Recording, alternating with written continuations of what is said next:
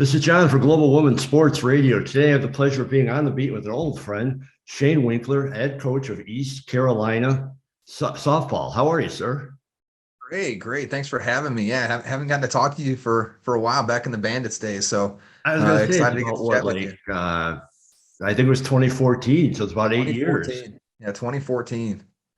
Well, let me start by asking you that. How did you get involved with the Bandits? Honestly, it's from Mickey Dean, who obviously was the head coach with the Bandits for a few years. I was at Charleston Southern at the time when he was at Radford, and we played against him my first year there. I want to say that was '09, I believe, and he asked me at the end of the season if I wanted to come on board and to be an assistant. So I did that for a little bit with him. So it was all through Mickey Dean. Now you were an excellent baseball player in college, high school, college. Obviously, you played a little bit in the minor leagues. How did you make the transition from playing baseball to coaching women's softball? Yeah, I'll always be a baseball guy. I mean, that was from 4 years old all the way up until I play in men's leagues right now. So when our season's done, I'll get the gloves whenever I can when I'm not out recruiting and play some. But so even though I'll always be a baseball guy, I had a younger sister that whenever I had a chance, I was always helping out her teams. So through high school, I was helping out with her youth ball teams when I had a chance. I had a redshirt year in college. I helped out with her high school team.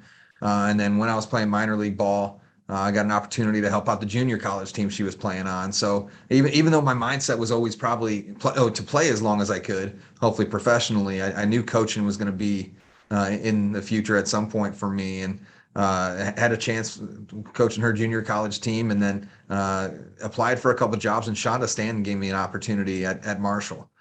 So even then, I thought maybe I'd move back over to coaching baseball when I was done playing. But once I got that first taste at Marshall coaching at the D1 softball level, there's nothing like it. I mean, this sport is amazing, especially from a coaching standpoint with being able to impact the young female athletes we can. So once I got that taste, probably 15, 16 years ago, it was I knew I was hooked. So it was do my time there and learn as much as I could, and then be a head coach as soon as I was able to. And you're the first male head coach for women's softball in East Carolina. Does that put any extra pressure on you being a man coaching the first man coaching the women's team there? I've never honestly even really thought of it from that aspect. I mean, the pressure is we're playing a very competitive conference, and we want to compete at a high level. This program had been successful about 10 years ago, and we're trying to get it back there. So I really don't look at it from being a male and a female sport. I've been coaching at this level, and obviously at the higher level of the Bandits, I've gotten to coach at every single level. So I really don't look at it from that aspect anymore. And when you're recruiting for your team, do you try to recruit the best available athlete you can get, or do you try to recruit to fill certain needs on your team or certain styles? Yeah, all of the above. I hate using the term rebuild, but we're kind of in that mode here at ECU. This is my first year with the program. That it's been about 9-10 years since they've really had legitimate success. So we're not that we're starting from scratch, but we're trying to fill a lot of holes. But what we're looking for right now is dynamic players, players that can make an impact one way or another. Obviously, you got to build in the circle, and we're looking at that through recruiting and trying to get some pitchers that can compete at a top 25 level. Because if we want to compete at the top of the American, we've got top 25 teams right there. We've got one in the top 20 that we'd have to go ahead and chase. So we've got to find pitchers that can compete at that level. But from there on out, obviously, you're always looking at certain position needs that you may have. But I mean, we need dynamic players. We need power hitters, players that can run. We need athletes first, and then we'll worry about filling specific holes later on. We need as many dynamic players as possible. Now, you said your team is in there, the school is in rebuild. So how do you go about telling your team, we're probably not going to win it this year, but you still have to coach, you still have to go to win. How do you coach like that? You focus on trying to go 1-0 today, and maybe that 1-0 is finding a way to improve. But you want to win the day, and not look too far ahead, and really focus on that. But the biggest thing that we focused on this year in year one was building a positive culture here again at ECU, building a place that our players love being a part of. Because we're not going to have very much success recruiting if our current players aren't loving the atmosphere and the culture, and we've done that. So year one, looking outside of the results and everything like that, year one's been a tremendous success because we've got a group that loves coming to work every day. They compete really hard, and that's going to build the foundation for success in the future.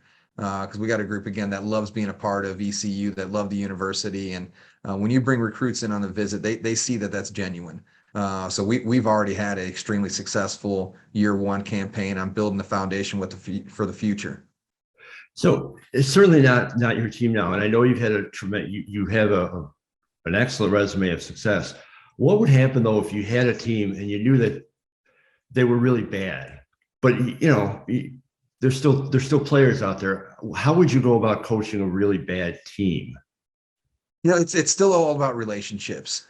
So you want to make sure you've got a tight knit locker room, tight knit dugout, and you focus on that first. But I mean, the biggest thing you start looking at is you want your level of competitiveness to be way higher than your talent level.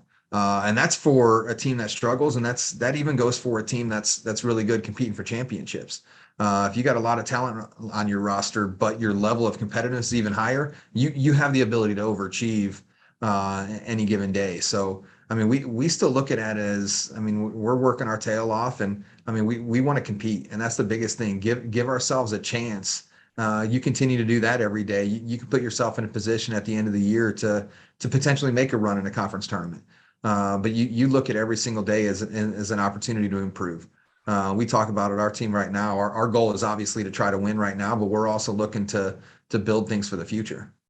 So along those lines, how do you balance trying to win versus giving most or every player enough playing time and coaching them and having them learn? You know, practice is a big part of it. You make sure that you're given plenty of opportunities in practice to see what players can make an impact and give yourself a chance to win right now. But I owe it with our group right now to our senior class to go out and try to compete and win every time we take the field. We got a great group of upperclassmen that haven't had a chance to have a ton of success in the past. So I mean, we're taking the field every day with what do we need to do right now to give us the best chance to compete and win a game. So what's right in front of you is always the most important. I mean, we talk about it from mentally. We're always looking at what's right in front of us. So if you're driving in a car, it's what's in the next 200 feet in front of you. That's as far as your headlights can see. If you try to go too far in front of the 200 feet, you're going to run into what's right in front of you. If you try to look back too much, again, you're going to stumble on what's right in front of you. So we focus on what's directly in front of us. And it goes back to that 1-0 mentality. Focus on, let's try to win today, whatever that means for our group. Let's try to be successful and make the most out of this one day and not to look too far ahead. Now, with your team now, could you give us a little bit of a scouting report? What kind of team do you have? What are the strengths? What are some surprises that you've had this year? Yeah, we started out pretty strong in February and March. We had a solid record through non-conference play. We've stumbled up a little bit in American athletic play with the conference, and it is an extremely tough conference. I mean, this is a conference that's ranked anywhere from fourth, fifth, sixth over the past 4 or 5 years to where, I mean, it's legitimately one of the top conferences in the entire country. So we're running into a buzzsaw every time we take the field during conference weekends. But with our group, again, they're competitive. And if you look at say going back to our last conference weekend with Central Florida, I mean, we go into a top 20 team. I mean, they're top 15 RPI, and we legitimately have a chance to win every single one of those games. And we're shorthanded with some injuries right now, and we lose 2 of those games 2-1, and the other one was close like that as well. So we got a team that competes. We got a lot of athleticism. No big middle of the order power hitters like my lineups have had in the past and what we'll recruit here in the future. But we have kids that battle at the plate, and we got a pitching staff that we use all 5 of the arms we have. I mean, we take more of a Tampa Bay Rays approach to where, I mean, we have full bullpen days to where we know going in, like, listen, you've got the first 2 innings. That's your job. 2 innings. That's it. We'll shut it down after that, and we'll move it on. So we take more of an approach like that right now, since we don't have a legitimate 12, 13, 14 strikeout kid in the circle. We utilize everything we have, try to give teams as many looks as we can. So we utilize our entire roster, which is again exciting for the girls because it gives them an opportunity to compete as well. And when your season does end, whenever it is, whether it's after the tournament or whatever, when do you start recruiting? Like, what is your off season like?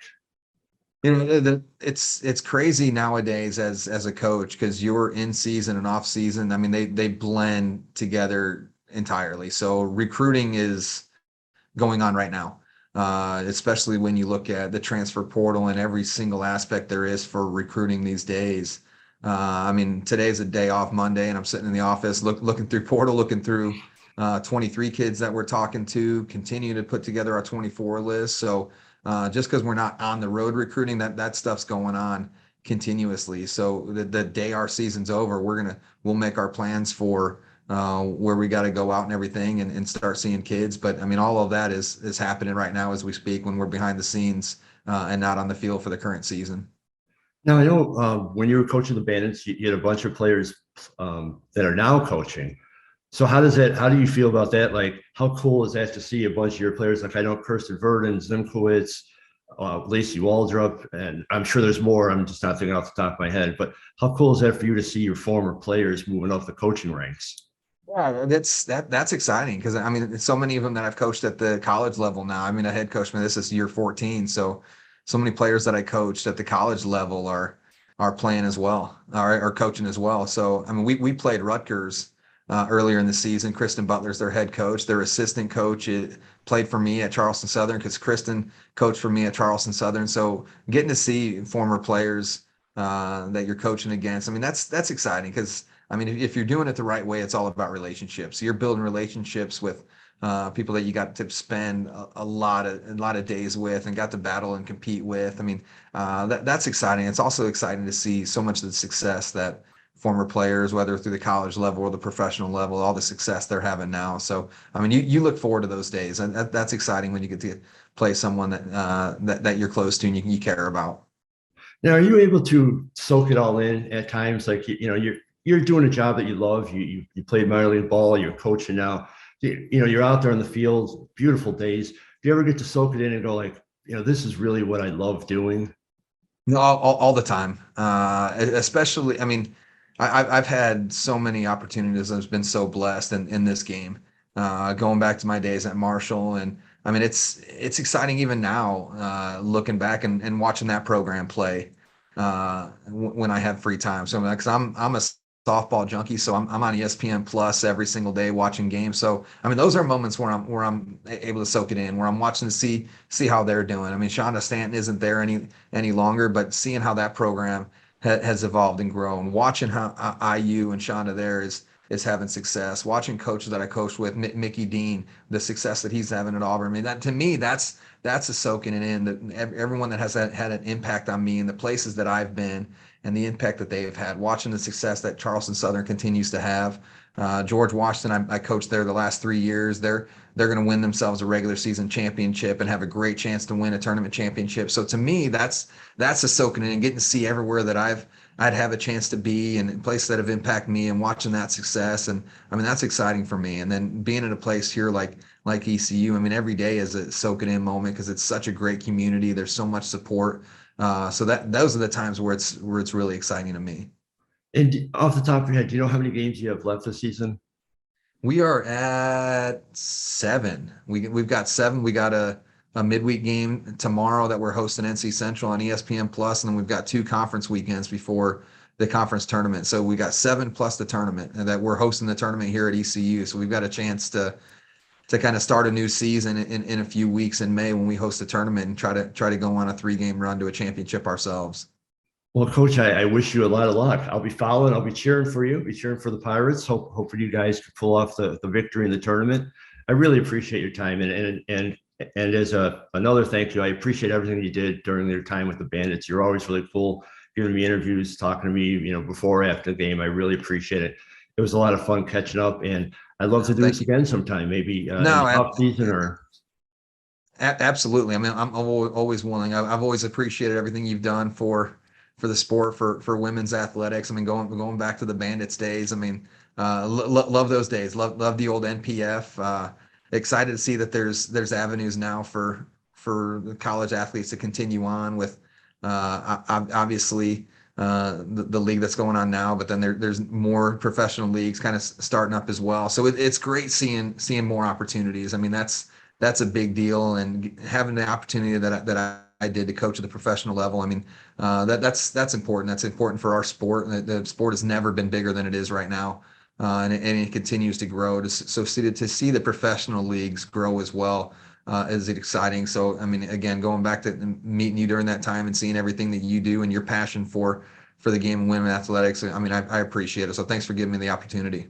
Well, thank you, Coach. Again, good luck the rest of the season. Good luck in the tournament, and let's go Pirates.